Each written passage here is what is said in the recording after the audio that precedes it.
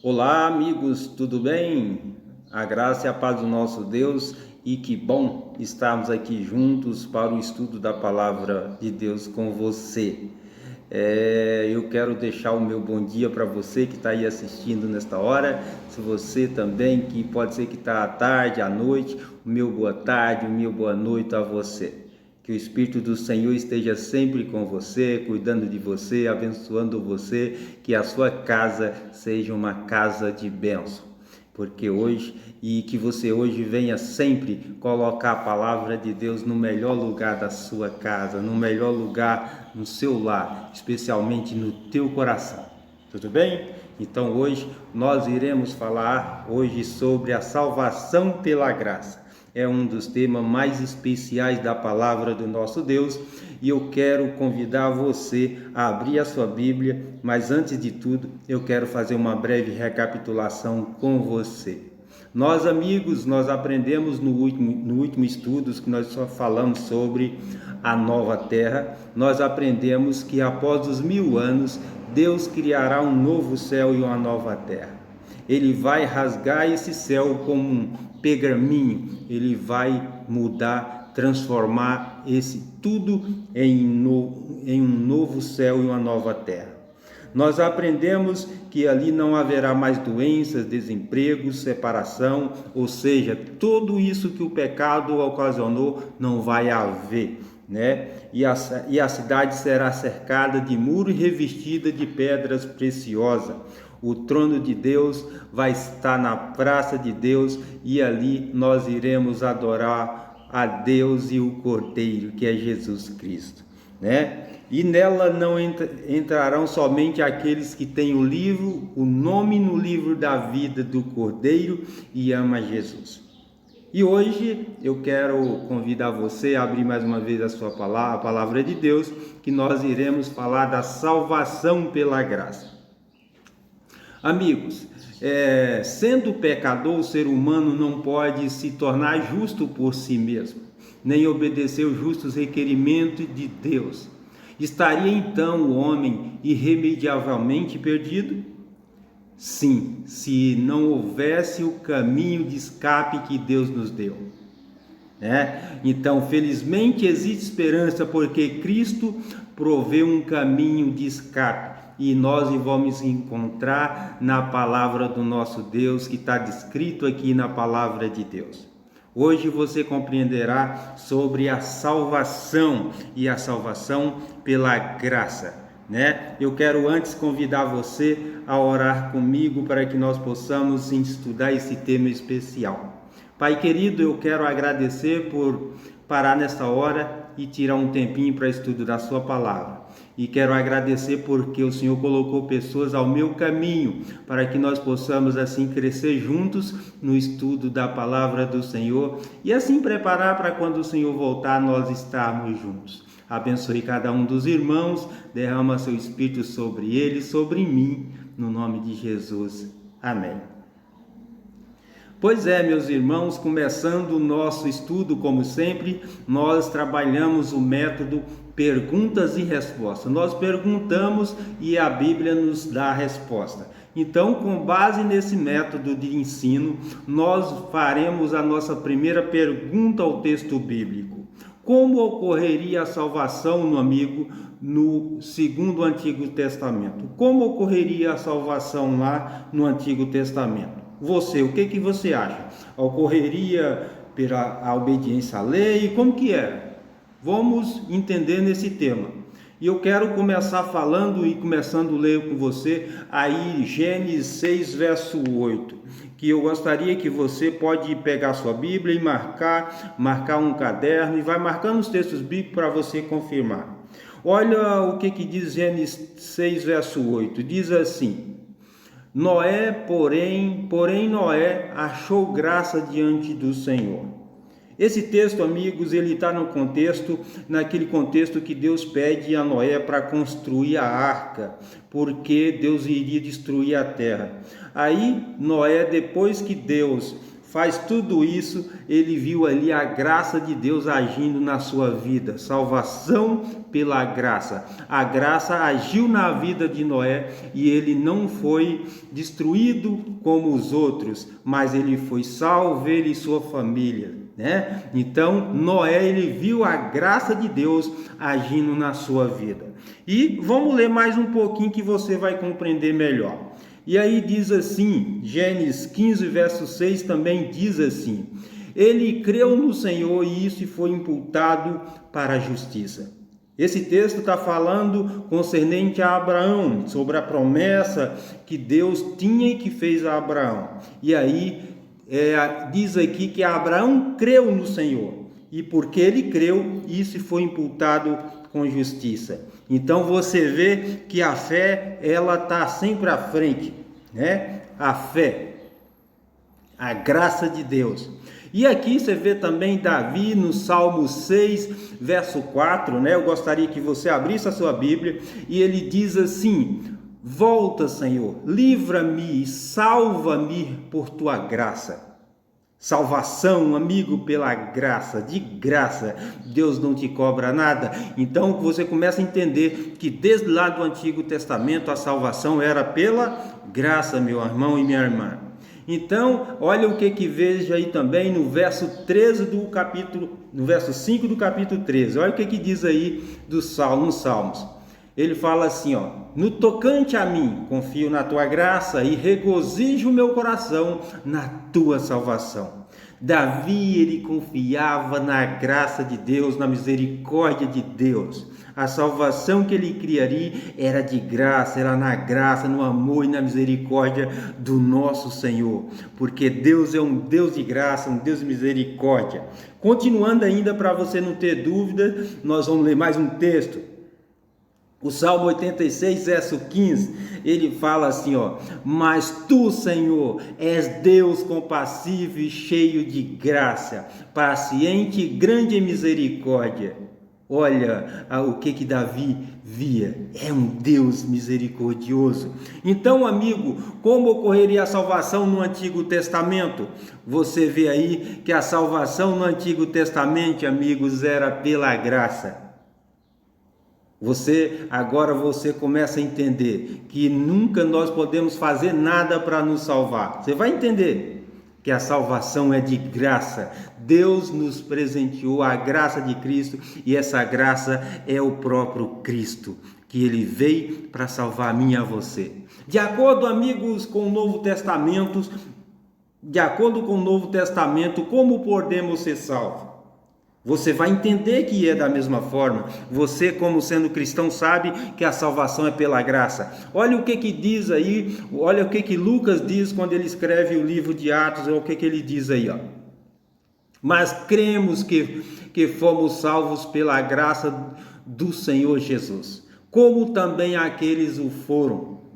Olha, eles creiam também que a salvação é pela graça. Como aqueles o foram, como foi Noé, como foi Abraão, como foi Davi, eles criam também da mesma forma. E você e eu com certeza crê dessa forma, né? Então vamos andar mais um pouco. E aí você vê Efésios 2, verso 8. O que diz aí? Porque pela graça sois salvos mediante a fé. E isso não vem de vós. É dom de quem, amigos? É dom de Deus. Pela graça nós somos salvos, por meio da fé em Cristo Jesus. Amém por isso?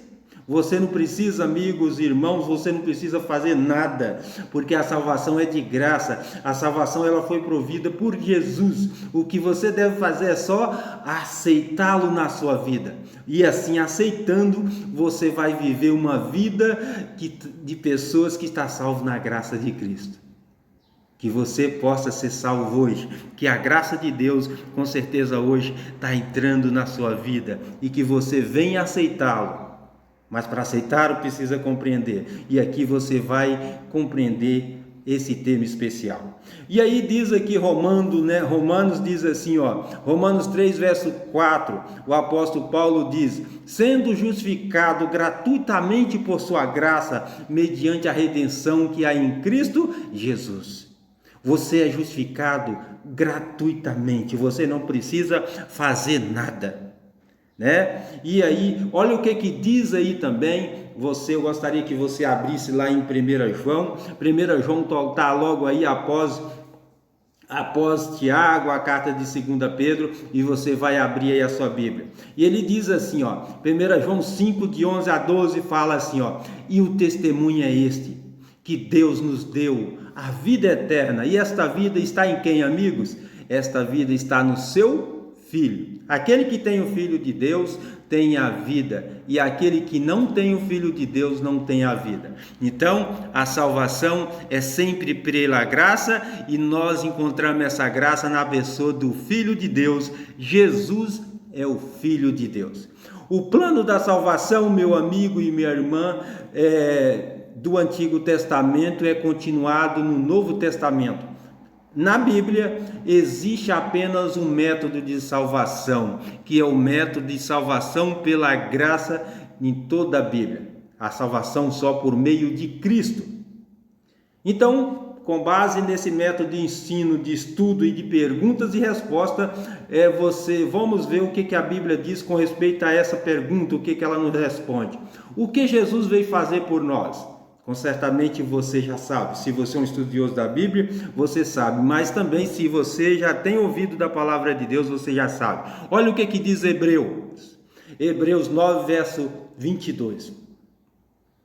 Com efeito, quase todas as coisas, segundo a lei, se purifica com sangue, e sem derramamento de sangue não há remissão de pecado. Olha aí, com efeito, quase tudo, a lei se purifica com sangue. Então, para que Deus viesse, para que Deus pudesse te salvar, Ele precisou vir e derramar o sangue, pagar o preço que a lei exigia, porque a lei exigia a morte do pecador, o sangue do pecador. E aí Jesus vem e paga o preço para o pecador. Ele veio e fez pecado por nós, para que você não fosse morto eternamente. Mas Jesus veio e pagou o preço da lei por você. Eu gostaria de voltar. Olha o que diz aqui Romanos 5, verso 8, diz o quê? Mas Deus prova o seu próprio amor para conosco, pelo fato de ter Cristo morrido por nós, sendo nós ainda pecadores. Deus, amigos, Ele prova o seu amor para conosco, e essa prova do seu amor conosco é Ele vir morrer por nós. Você lembra o que diz o texto? Porque Deus amou o mundo de tal maneira que deu seu Filho unigênito para que todo aquele que nele crê não pereça. Deus prova o seu amor vindo, morrendo por você. E você olha para a cruz ali, você vê o amor de Cristo na prática por você. Porque o Deus eterno, Ele desce e morre por você. Isso é o tamanho do amor que Deus tem por você. Que você não duvide, amigo, desse amor de Deus por você. Então Jesus veio fazer, o que Ele veio fazer por nós? Veio dar a sua vida, e Jesus nos salva através da sua morte na cruz.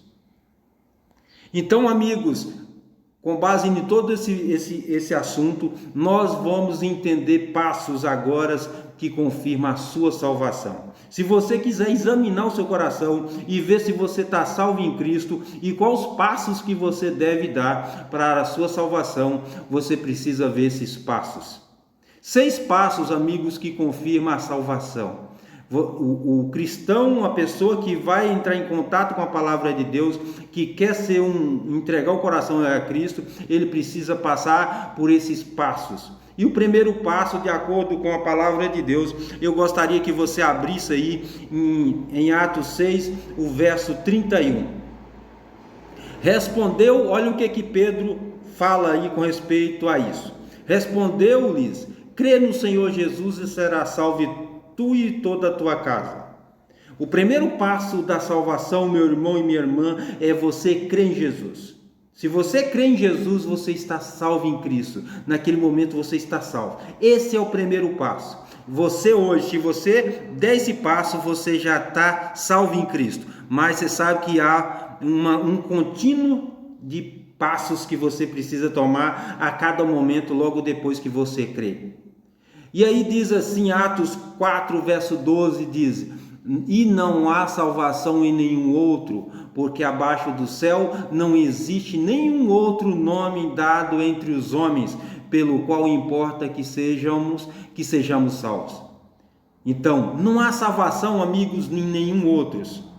Tem muitas pessoas sinceras que ora para a Virgem Maria, ora para um santo especial para salvar. Não, amigos, você pode buscar em Cristo, porque em outro não há salvação. Você precisa ter essa certeza. A salvação que você tem é em Cristo Jesus, porque Ele que proveu isso para você. Você não adianta buscar salvação em nenhuma outra pessoa, porque o plano da salvação foi dado por Deus e o preço foi pago por Cristo. E continuando, o primeiro passo aqui que você deve ver deve crer em Jesus como seu Salvador. Esse é o primeiro passo da pessoa que está salva em Cristo. E depois que ele é salvo em Cristo, ele vai dar outros passos. E eu gostaria que você abra aí a sua Bíblia em Atos 3, verso 19. O segundo passo, a pessoa faz o quê? Arrependei-vos, pois, e convertei, para seres cancelados vossos pecados. A pessoa que aceita Jesus como seu Salvador, ele passa por um processo de arrependimento, e aí ele vai arrepender, e aí ele vai converter dos seus pecados. E aí seu pecado é cancelado. Ou seja, o segundo passo, eu devo arrepender e converter, amigo. É isso aí que tem que acontecer na vida de uma pessoa que está passando por um processo de salvação. E também vem o terceiro passo, eu gostaria que você abrisse aí em 1 João 1, verso 9. Esse texto é muito lindo e eu gostaria que você lesse comigo. Que diz assim, ó: se confessarmos os nossos pecados, Ele é fiel e justo para nos perdoar e nos purificar de toda injustiça. Amigo, o primeiro passo, como você viu lá, é crer em Jesus. O segundo passo é converter do seu mau caminho. E o terceiro passo é confessar. Uma pessoa que está em Cristo, ele vai sentir o arrependimento, ele vai confessar os seus pecados a Cristo. Né? O terceiro passo aí, como você vê, ele confessa os seus pecados. E Jesus, você sabe que é o seu mediador. 2 Timóteo 2, verso 5, nós temos um único mediador junto ao Pai. Você deve confessar os seus pecados a Ele. Não a homem ou qualquer outra pessoa, amigo, ou a anjo ou qualquer coisa. Você deve confessar e ir diretamente a Cristo, porque Ele perdoa os seus pecados. E aí, amigos, qual é o quarto passo? Você vai entender que o quarto passo, olha qual é o quarto passo. Mateus 19, verso 16 e 17. Aqui, a palavra de Deus fala um relato lá com respeito ao jovem rico. Olha o que ele fala com Jesus. Eis que alguém, aproximando, lhes perguntou: Mestre, que farei eu de bom para alcançar a vida eterna? Respondeu-lhes Jesus: Pois, por que me perguntas acerca do que é bom? Bom só existe um. Se queres entrar na vida, guarda os mandamentos. Olha, amigos, que verdade maravilhosa. Se você quiser ter a salvação, um dos passos, depois que você aceita Jesus, que você arrepende, que você confessa os seus pecados, depois que você arrepende, você vai o quê? Que você confessa os seus pecados, você vai viver em obediência aos mandamentos de Deus. Jesus disse: se queres entrar na vida, guarda os mandamentos. Por quê, amigos? Porque se você aceita Jesus e continua na desobediência aos mandamentos de Deus, você continua pecando. Então, se você aceitar Jesus, você precisa também aceitar os seus mandamentos, porque os mandamentos de Deus mostram o que é pecado.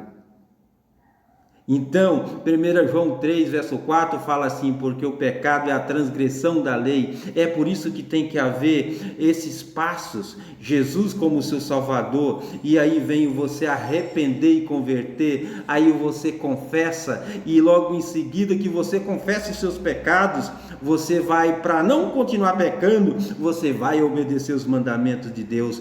E agora você vai ver agora o quinto passo, amigos. Esse quarto passo aí é obedecer os mandamentos de Deus. O quinto passo, o que você vai fazer? Depois que você dá todos esses 4 passos, aí você está preparado para para batizá-lo, para ser batizado por imersão, assim como foi Jesus. Quem crê e for batizado será salvo. Quem, porém, não crê será condenado. Se entende aí? Uma pessoa para crer, ele precisa ser ensinada. E uma pessoa para ser ensinada tem que haver pregadores.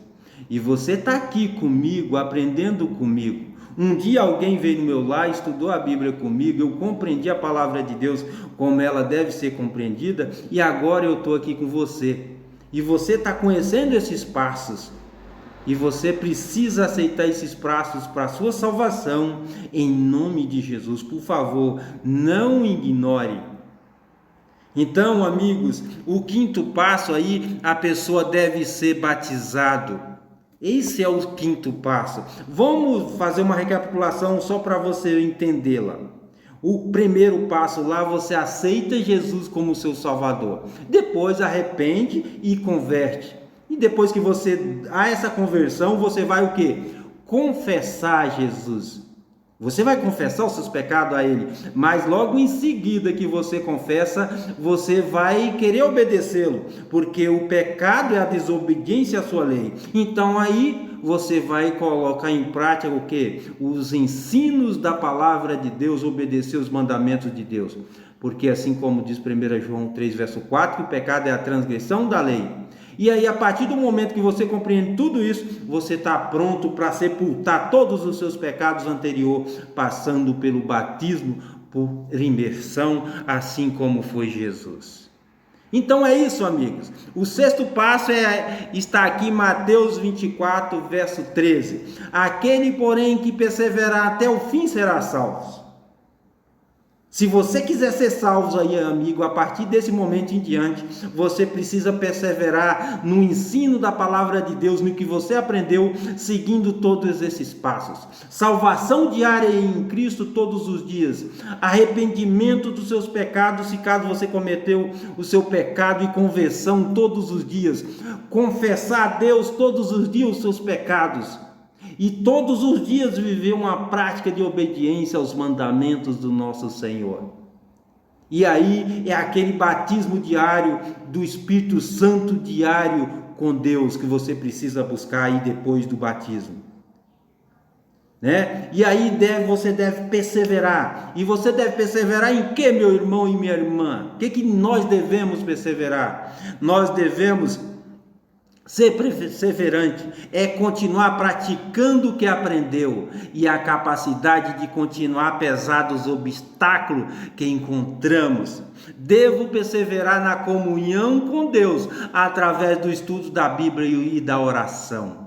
Um cristão, amigos, ele deve estar na comunhão com Deus diária, através do estudo da Bíblia, da oração diária. Esse aí é o remédio para que um cristão permaneça em pé e firme em Cristo Jesus. Eu aqui, amigos, eu gosto, para que eu não caia o meu relacionamento com Deus, eu acordo cedo. Tiro o meu relacionamento com Deus, comunhão, estudo da Bíblia. Estou trabalhando, como vocês já sabem, eu sou pedreiro. Eu fico trabalhando ali e tem meu sonzinho que eu estou ouvindo lá, o Cido Moreira, a palavra de Deus, pregações que estou trabalhando e ouvindo. Então é uma comunhão constante com Deus e buscando a Deus a todo momento. Eu quero agora fazer uma breve recapitulação com você para ver se você compreendeu esse tema especial. A salvação pela graça, amigos, vamos ver a recapitulação. A salvação em toda a Bíblia, ela é o quê? É pela graça de Deus. Jesus morreu na cruz por nós. Ele morreu na cruz. E o primeiro passo que confirma a salvação, primeiro você deve aceitar Jesus como seu Salvador. Se você hoje deu esse primeiro passo, ainda não obedece mandamento, ainda não confessou ainda, você já está salvo em Cristo, só falta, você já aceitou, você só vai confessar a Cristo, você vai haver uma conversão. O segundo passo que você deve fazer é arrepender e converter-se do seu mau caminho, do que você vinha praticando. E o terceiro passo, amigos, é uma confissão sincera. Você pega perante Deus e dá nome ao seu pecado. Não é chegar assim perante Deus e falar: Senhor, perdoa todos os meus pecados. Não, você chega para Deus e fala assim: Senhor, eu pequei nesse pecado, me perdoe. Ele é abominável ao Senhor. Confessa a Deus. O quarto passo, amigos, é ser obediente. Você vai buscar ser obediente a partir desse momento que você confessa. Você vai buscar e ter uma vida de obediência e praticando os ensinos assim da palavra de Deus. O quinto é ser batizado por imersão, assim como fez Jesus. Porque você sabe, né? O batismo por imersão quer dizer sepultar. Você vai sepultar sua velha vida e nascer para uma nova vida. Você precisa sepultar, descendo o seu corpo por completo na água. Ali é o símbolo de sepultamento, não um jogar de água na cabeça, assim como tem o batismo de criança. Então esse batismo, se você for estudar e aprofundar nesse assunto, você não vai ver nenhum batismo bíblico dessa forma na palavra de Deus. Dessa forma na Bíblia. Você vai ver o batismo de mergulhar, afundar. A própria palavra batismo quer dizer mergulhar, afundar. Então você pega aí, viu?